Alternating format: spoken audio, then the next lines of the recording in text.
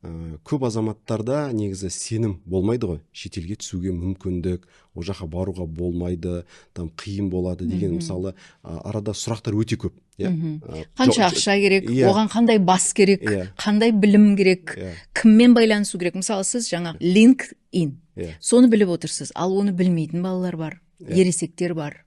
Ағылшын тілінің деңгейі оған келмейтіндей деңгей болуы мүмкін.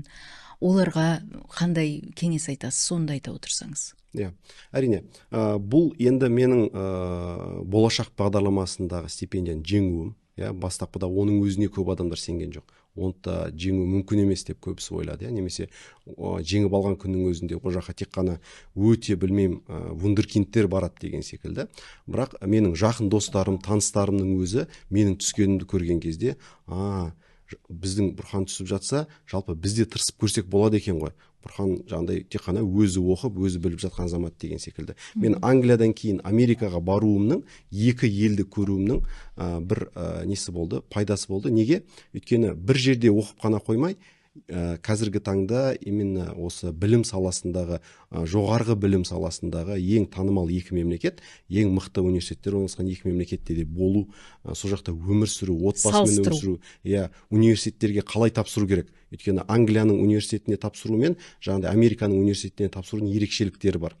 Гранттарының ерекшеліктері бар, мүмкіншіліктерінің ерекшеліктері бар. Соның бәрін жете білген кезде Америкада жүрген кезімде көп азаматтар хабарласа бастады. Жалпы қалай деген секілді, бұл сұрақтың барлығы. И осы орайда мен көмектесе бастадым. Өзің енді өмірлік жолыңды мұғалімдікпен, бөлісумен, ағартушылықпен азаматтарға сондай ниетпен бастаған соң, өмір бақи сол философия жалғасады екен өмірде.